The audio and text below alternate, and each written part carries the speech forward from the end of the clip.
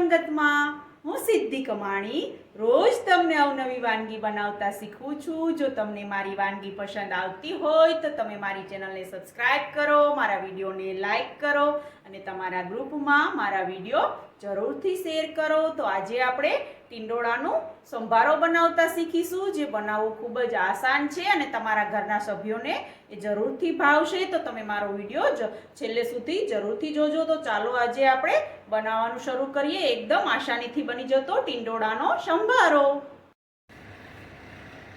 એકદમ ટેસ્ટી અને થોડા જ ઇન્ગ્રેડિયન્ટ્સમાંથી બનતો ટિંડોળાનો સંભારો બનાવવાના ઇન્ગ્રેડિયન્ટ્સ આપણે જોઈ લઈએ।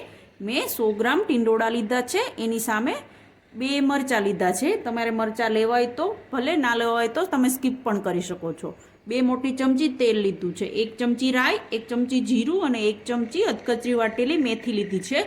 આખી મેથીનો ઉપયોગ સંભારામાં તમે કરશો તો બાળકોને ભાવશે નહીં, કડવી લાગે એટલા માટે। કોઈ મોટાને પણ મેથી ભાવતી નથી, એટલા માટે મેં અધકચરી વાટીને લીધી છે, એટલા માટે એનો ટેસ્ટ સારો આવે છે। 1 ચમચી નમક લીધું છે, 1 ચમચી હળદર અને 1 ચમચી ધાણા જીરું પાવડર લીધું છે। તો ચાલો આપણે બનાવવાનું શરૂ કરીએ એકદમ ટેસ્ટી એવો ટિંડોળાનો સંભારો। ટિંડોળાનો સંભારો બનાવવા માટે આપણે સૌપ્રથમ ટિંડોળાને અને મરચાંને સમારવાના છે। તો મેં એને ધોઈ અને કોરા કર્યા છે।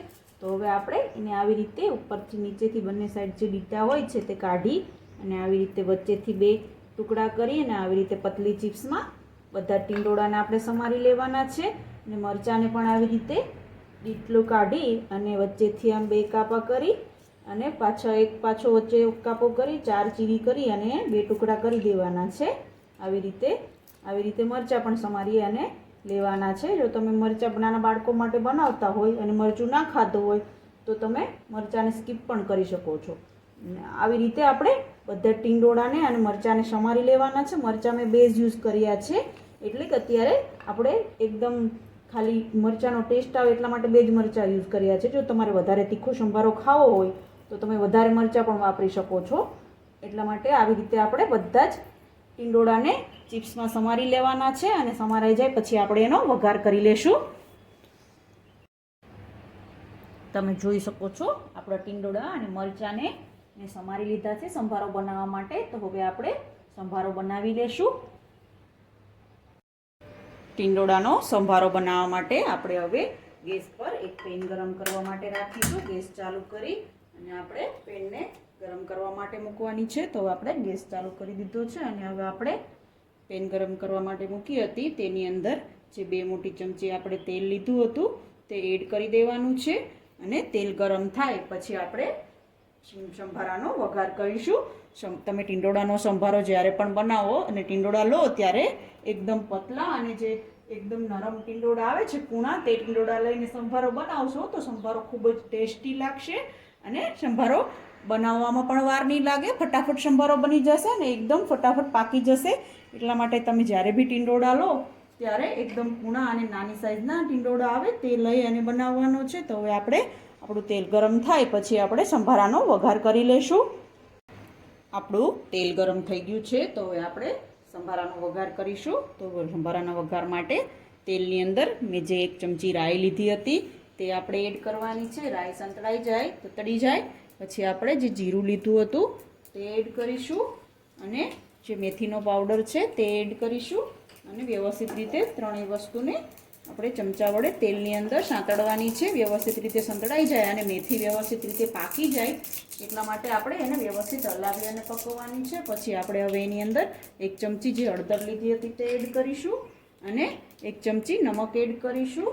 બધી જ વસ્તુ મિક્સ થઈ જાય પછી આપણે હવે ટિંડોળા જે સમારીને રાખ્યા છે તે એડ કરી અને વ્યવસ્થિત રીતે ચમચા વડે બધી જ વસ્તુને આવી રીતે હળદર, નમક અને મસાલો લાગી જાય તેવી રીતે મિક્સ કરી દેવાના છે। તમે જોઈ શકો છો આપણે બધી જ વસ્તુ મસ્ત રીતે મસાલો બધા જ ટિંડોળાની ચિપ્સની અંદર લાગી ગયો છે। તો હવે આપણે એને ગેસની ફ્લેમ સ્લો અથવા મીડિયમ રાખી અને તમારે પકવવાના છે, જેથી એકદમ મસ્ત રીતે અંદરથી પણ વ્યવસ્થિત રીતે પાકી અને ખૂબ જ ટેસ્ટી બને। જો તમે હાઈ ફ્લેમ રાખીને પકાવશો તો ટિંડોળાની જે ચિપ્સ છે તે ઉપરથી પડી જશે પણ અંદરથી વ્યવસ્થિત પાકશે નહીં। એટલા માટે આવી રીતે એને ગેસની ફ્લેમ મીડિયમ રાખી અને બધો જ મસાલો લાગી જાય તેવી રીતે મસાલો મિક્સ કરી દેવાનો છે અને બધા સંભારાને વ્યવસ્થિત મિક્સ કરી અને આપણે ઢાંકણ ઢાંકી અને 5 મિનિટ માટે ગેસની ફ્લેમ મીડિયમ રાખી અને સંભારાને પકાવી લેશું.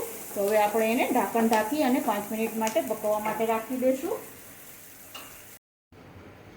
આપણે સંભારાને 5 મિનિટ માટે પકવવા માટે રાખ્યો હતો. તો હવે આપણે ઢાંકણ ખોલી અને ચેક કરી લેશું આપણો સંભારો પાક્યો કે નહીં. તમે જોઈ શકો છો મસ્ત ક્રિસ્પી પણ થઈ ગયો છે અને ટીંડોળું પાકી પણ ગયું છે. તમે જોઈ શકો છો આવી રીતે આમ કરો અને આસાનીથી ટુકડા થઈ જાય તો સમજી જવાનો આપણો સંભારો મસ્ત રીતે પાકી ગયો છે.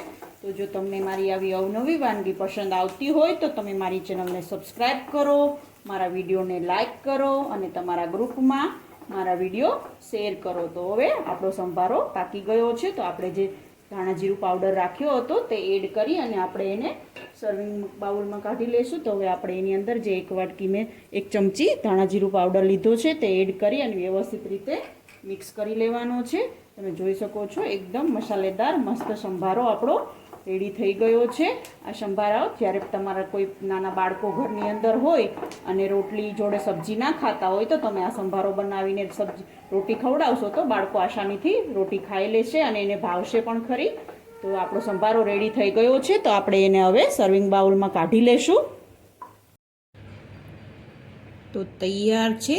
ખાવામાં ખૂબ જ ટેસ્ટી અને બનાવવામાં આસાન એવો કાઠિયાવાડી સ્ટાઇલથી ટિંડોળાનો સંભારો. તમે જોઈ શકો છો એકદમ મસ્ત કલર પણ આવ્યો છે. જેવો કલર છે એવો ખાવામાં પણ ટેસ્ટી લાગે છે.